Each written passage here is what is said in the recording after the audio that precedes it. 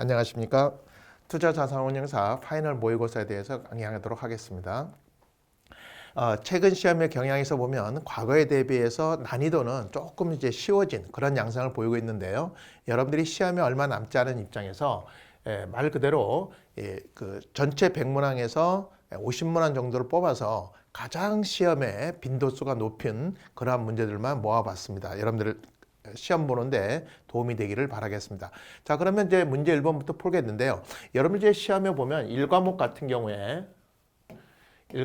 경우에 이제 세제하고 금융상품, 부동산 이렇게 세 과목으로 이루어져 있는데 요 1과목에서는 일단 이제 세제 쪽에 조금 까다롭다 이렇게 얘기할 수 있습니다.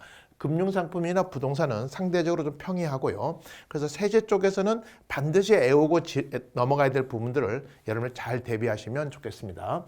문제 1번 소득세법상 비거주자, 어쨌든 이제 거주자냐 비거주냐에 따라서 그 소득세법의 적용이 다르죠. 이러한 부분들 좀 주의하시면서요.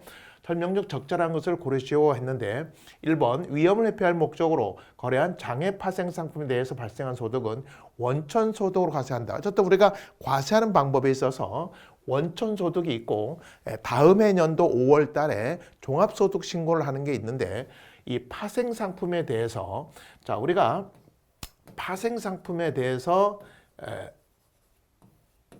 20%를 과세를 하고 있는데 요 20%라고 하는 것이 원천 징수를 하는 게 아니고 그 소득을 받은 사람이 다음 해년도 5월 달에 종합소득세 신고를 하게 됩니다.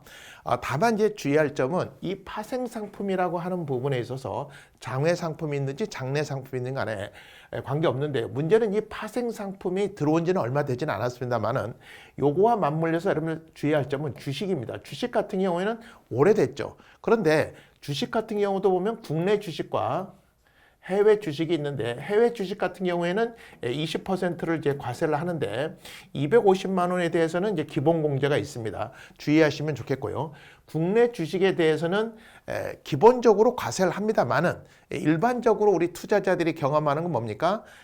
상장 주식이면서 소액 주주가 아닌 경우, 그러니까 소액 주주인 경우, 이제 대주주가 아닌 경우에 대해 있어서는 비과세를 하는 부분, 즉 상장 주식에 대해서 비과세하는 부분에 대해서 주의하시고 여러분 최근에 뉴스에서 보셨겠지만 이 여대 양도소득세를 우리가 보통 금융투자소득세라고 하는데 아예 폐지가 됐죠. 그러면서 상장 주식에 대해서는 예외를 적용하고 있다는 걸 주의하시고요.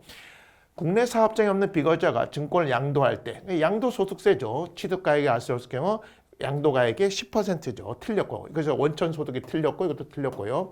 사업장이 없는 비거주자가 파생상품, 파생상품 아까 얘기했죠. 원천징수하는 게 아니라 익년도 한다고 틀렸고요. 국내 사업장이 있는 비거주자 원천지지 않는 국내 원천소득은 조세 조약이 없다면 이거는 이제 국가 간에 세율이 있는 조약이 있는 거죠. 없다면 분리과세, 별도로 분리과세한다. 맞습니다. 그래서 답은 4번이 되겠습니다.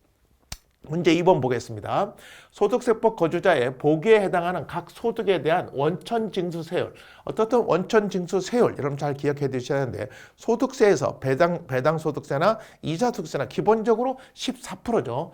법원에 납부한 경매보증금에 대한 이자 소득은 기본적으로 14%입니다. 과거에는 이제 세금 우대라는 게 있었지만 지금은 세금 우대가 없죠. 물론 여러분들이 만약에 은행에다 입금했을 때 벌어들이는 이자 소득에 대해서는 이 14%가 기본 소득세죠.